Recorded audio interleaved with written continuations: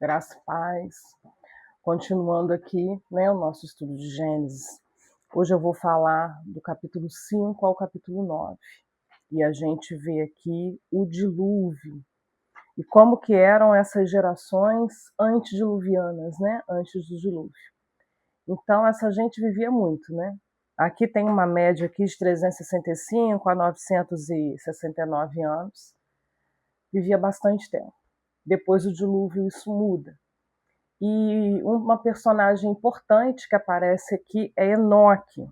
No capítulo 5, no verso 24, fala que Enoque andou com Deus e não se viu mais porque Deus o tomou para si.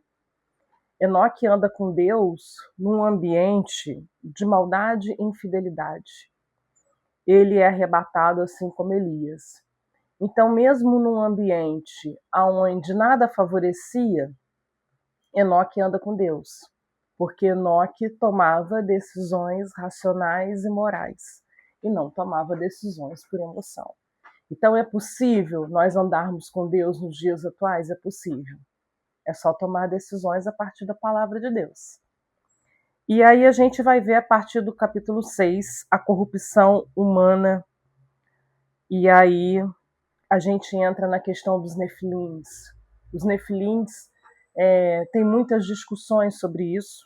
O texto diz assim: e os filhos de Deus viram que as filhas dos homens eram bonitas e escolheram para si aquelas que lhe agradavam. E aí dizem que nasceram gigantes, eram pessoas extraordinárias, eles eram muito violentos.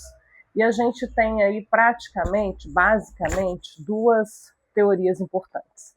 Uma dizendo que são anjos caídos, né, que se relacionam com mulheres, e a gente tem a outra teoria de que são a descendência de Caim com a descendência de Sete. Né, os filhos de Deus seriam a descendência de Sete, as filhas dos homens seriam a descendência de Caim.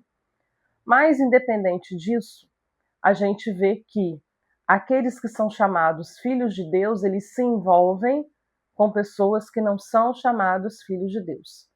Então a gente vai ter um problema, porque toda vez que você mistura, que você junta, que você participa daquilo que não é da parte de Deus, isso vai trazer um problema, isso vai trazer um prejuízo.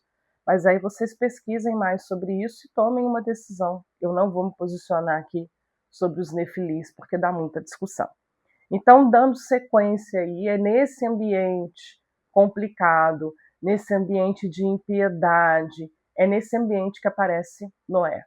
E Noé era um homem sério, um homem íntegro, era um homem que cumpria as normas morais e espirituais.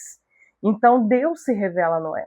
A gente vai ver essa construção da arca aí a partir do capítulo 6, de 9 a 22. Então Deus revela seu plano para Noé de destruir toda a humanidade e de preservar a família dele. A família de Noé era composta pela esposa, né, os 3 filhos e as 3 noras, que é Cão, Sem e Jafé. E aí a gente vai ver como que funciona, como que segue daí por diante.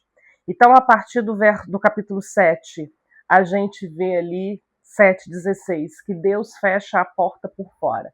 Inclusive, no YouTube, eu tenho uma pregação sobre a Arca de Noé, que tem algumas coisas também interessantes, você pode dar uma olhadinha lá, que foi num evento de jovens da PIB, que eu participei. E aí vai falar melhor sobre isso. Mas Deus fecha a porta por fora. Então encerra ali o período da graça. Não foi Noé que fez isso, foi o próprio Deus que fez isso. E aí a gente tem aquela parte lá de que ele envia o corvo, envia a pomba. Isso aí dá pra gente ler tranquilo. Mas a gente vê que existe dentro da arca salvação e juízo. Enquanto Noé e sua família estão sendo salvas, há um juízo fora da arca. Sempre que nós estamos fora da direção de Deus, há um juízo, há uma disciplina, há algo complicado para a sua vida. E a arca é o lugar aonde Deus te coloca, é o lugar aonde você tem proteção. Nem sempre a arca é um lugar tão confortável, né? O cheiro lá devia de ser bem ruim, mas era o melhor lugar para estar naquele momento. Então Deus vai te colocar no melhor lugar para você estar neste momento. É isso que nós precisamos entender. E aí se estabelece uma nova ordem no mundo. Deus faz uma aliança com o homem e ele diz que nunca mais destruiria a terra com o dilúvio. E aí nós temos o episódio de Noé, que se embriaga e Cão vê a nudez dele. E aí a gente vai ver mais ali para frente que Noé, ele abençoa os dois filhos, Sem e Jafé, e ele amaldiçoa Cã. E é interessante que Cã tem filhos, né? Mas ele, na verdade, amaldiçoa Canaã, o filho de Cã. E Canaã tem uma descendência específica, que seria ali Palestina e Fenícia.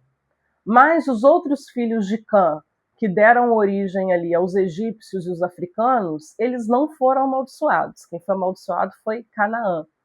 E quando a gente vai ler lá os relatos lá de finalzinho de Deuteronômio, Josué, aonde vai falando sobre esses cananeus, a gente vê também que eles eram idólatras, eles eram imorais, eles sacrificavam filhos a ídolos, então também era um povo complicado.